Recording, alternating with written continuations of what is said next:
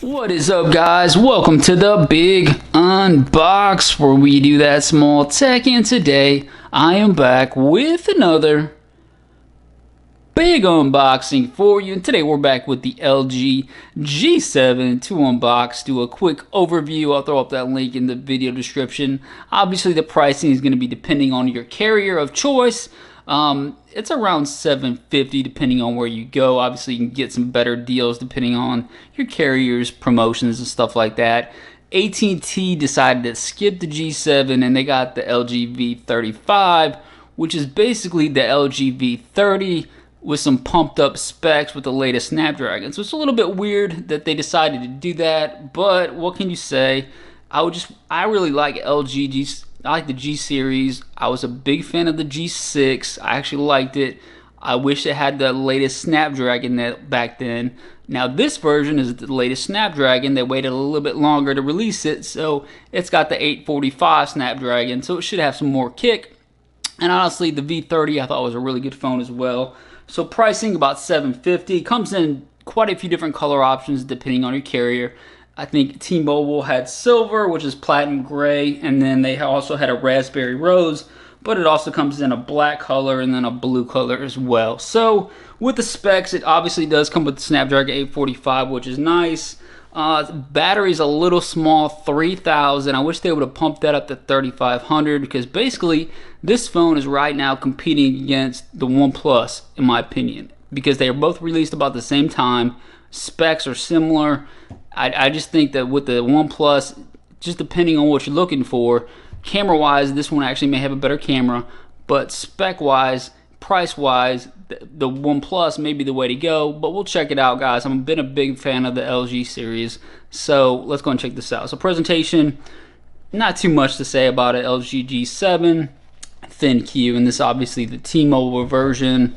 The back's got a little more details. It's pretty much plain Jane in terms of packaging. It could be a little more premium. Let's be honest, Apple does it right. OnePlus actually does it really well with the packaging, and then Samsung does it really nicely as well. So let's go and get to the unboxing, guys. We'll do a quick overview of this one and see if it's a hit or miss. Obviously, we're going to come out strong with the accessories. So if you guys have any suggestions about accessories, you know we're going to go hard with the accessory reviews like we do on the big unbox. Let's pop it open like that.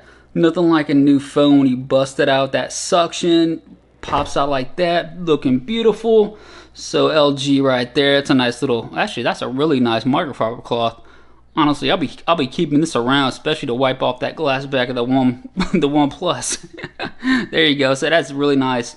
Got some nice weight to it. So LG across the board, so shout out to them for throwing that in, because you know this is gonna be a fingerprint magnet. This is the silver version, and I think this one's actually not prone to fingerprints as much because of the color, but anytime you got that glass back, obviously you gotta worry about scratches and just overall keeping it clean. And they do keep, and one thing they did, I'm not sure around the globe, but they did come out with this second year promise like they did on the LG G6. So that's a little bit extra of, you know, security in case something happens to it. So that's a really nice added touch. They're trying to get your trust back. Let's see what else we got here. Probably the usual stuff. That's pretty much it on the box. So you got your charging brick, and I wish they would have kind of done a little bit better. It's got that white. I almost wish they would have went black across the board. Not a big deal, but it's white, you know what I'm saying? I just wish they kind of would have, or maybe even matched up the phone that you're getting. Just a small minor gripe, but charging brick's pretty small compared to like the OnePlus phone, but it does feel premium. Got the LG logo right there, nothing else really to it. We'll put that to the side. See what else we get in here. Probably the usual stuff with the books, and depending on your carrier of choice, you're obviously gonna have that book. Got the T-Mobile stuff, literature, SIM card ejector kit. That's pretty much it. Here's the main feature. I don't know about you guys, but I actually really like that silver a lot. I think it looks just beautiful. I just like the color, and it doesn't attract fingerprints as much as some of the other ones do, honestly. Obviously this one's going to come with the notch, so everybody that hates the notch is going to probably hate this phone. On the OnePlus 6, honestly, they've got one of these features that allows you to hide the notch, and I've been hiding that notch and not looking back, so hopefully LG did something with that as well. Alright, here's the quick look at the phone itself. Give you guys a look at this one without me touching it. Again, that silver, that platinum silver, whatever you want to call it, looks gorgeous. Beautiful back. LG right there. Logo popping through, looking beautiful. Got the ThinQ right there, so that looks very nice. LG G7 ThinQ. Fingerprint sensor is on the back, and it's actually all LG's always done a really nice job with the fingerprint sensor location on the back. It's pretty much center to where your finger is actually going to rest anyways. You got the dual camera setup right there, which is straight down in the back, not a problem. It's got a very refined look to it. It's kind of, reminds me of the LG V30 quite a bit in terms of design, where it's a little more curved around the edges, whereas the LG G6 was more like kind of like a brick. It didn't have the kind of curves, the subtle curves that this one does. So you can see the notch up top right there. Give you guys a look at that if you guys can see that. It's hard to see when it's on black, but that's the notch up top. So this is going to come with a 6.1 screen size. So it's going to be pretty good screen size. It's going to be right up there with the OnePlus 6. I think the OnePlus 6 is maybe 6. So very close in terms of screen size. Now this one does come with the boom sound. The speakers are supposed to sound amazing on this thing. They do keep the headphone jack, which is definitely a plus, because you can see it's a very thin phone, but they do keep the headphone jack. Shout out to LG for keeping the headphone jack and just keeping the actual sound. Got the right up top with the SIM ejector, volume up and down on the sides. It just looks very clean. The whole look looks beautiful. I actually really like the way this thing looks. Now the notch is a different story. Don't get me started on the notch. I don't know about you notch boys, but this is not, I'm not a big fan of the notch. I'm not gonna lie with you.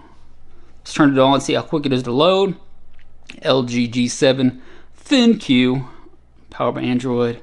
I think this is coming out with maybe Android 8.0 out of the box. So it loaded pretty quickly with the T-Mobile stuff popping up. I might put the video on pause. You can see, well, it looks like that kind of cuts it off right there, so you can't really even see the notch. So they got kind of hidden at the very start of the phone. So we'll check it out. Let me put my information in, we'll load it up, do a little comparison, run through, and we'll compare it to like the OnePlus 6 and maybe even the Pixel 2. Hold tight, guys. Be right back. Welcome back, guys. Alright, so we got the LG G7 up and running. I gotta say, this thing looks super beautiful out of the box, and I gotta say it was very fast to load. No issues at all with the setup, which you would expect from a premium Android device that's running that Snapdragon 845. Now out of the box it is running Oreo 8.0, so it's not the latest and greatest, and obviously they do have the love it or hate it LG skin on top of it, which I'm not a huge fan of the LG skin. I really like the LG phones, but I usually end up throwing Nova on top of it. That's just my personal preference. I don't know about you guys. What do you guys think about that? But what I did notice is the actual quality of this build. It's super slim as well. So this has got a very, very nice feel to it when you're actually just holding the phone itself. It's narrow enough, whereas if you're coming from the LG G6, whereas the LG G6 had a 5.7 inch screen, this has got a 6.1 inch screen, and it's a lot easier to hold in the hand. Plus, you're getting a lot more screen real estate. So I'm very impressed by the build quality as well. I thought it was going to be a little heavier than what it was. I'm impressed by the actual build quality just in general, where that glass looks premium. And yeah, it looks almost like metal. That glass looks so beautiful, and it transitions right into the sides, and it's just a nice smooth almost piece of metal that's really glass. It looks very premium in my opinion. I've got no issues at all with the build quality on this one. One thing I forgot to say is it does have a dedicated button. No, it's not the Bixby button. This is a dedicated Google Assistant button, and that just depends on your personal preference whether you guys are actually going to use that. I think I'll use it a little bit more than I would the Bixby button, which I hit it all the time, and this is probably in the same spot as the Bixby button, so if you're going to ding it all the time, it's probably going to be the same issue.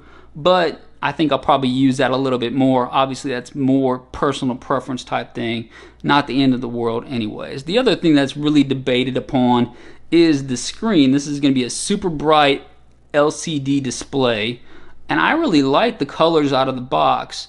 This will be, argued all the time, but I have no issues at all right now with the colors and the brightness. and the look of this screen right out of the box. Obviously, I'll have more of an opinion on it a couple weeks into it, but first things first, my first impressions, the screen looks very vibrant, and I have no issues at all with the screen colors. One thing you really can't even see is the notch. Give you guys a look at that. So the notch is actually kind of hidden. It's got the black part up top.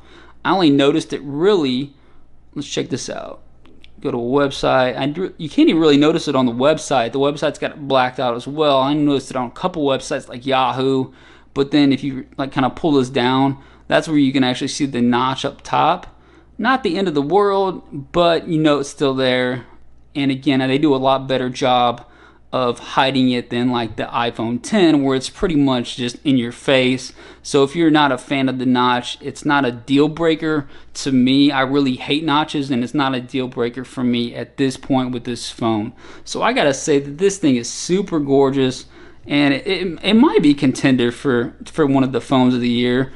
But the question is, did they nail it with the price?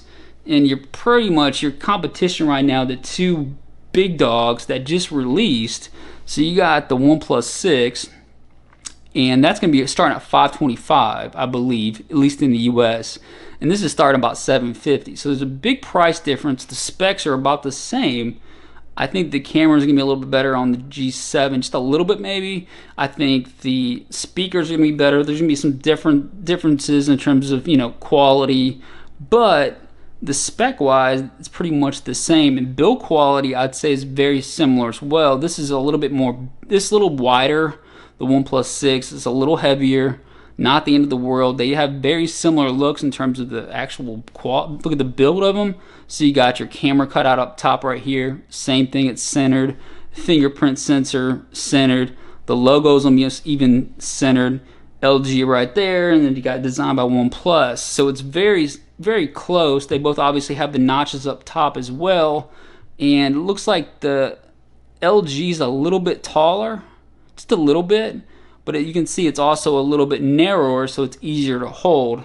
So it just depends on your personal preference. I haven't really been able to tell, you know, just right out of the box whether the LG has a better screen versus the OnePlus 6. I'll probably check that out later on, you know, once I start using the phone a little bit more. But they're very similar phones. It's gonna be tough for me to recommend, you know, the LG G7 over the OnePlus 6 at this point if you guys are trying to save a couple $100. That's just probably my first impressions. Maybe later on the line, I'll definitely recommend. I will start using this quite a bit as my daily driver for the next few weeks. I'll let you guys know how it is. We'll hit those accessories really hard. If you guys have any suggestions, throw it up in the comment section. You know we're going to get to this really, really hard. So let me know what you guys think in the comment section.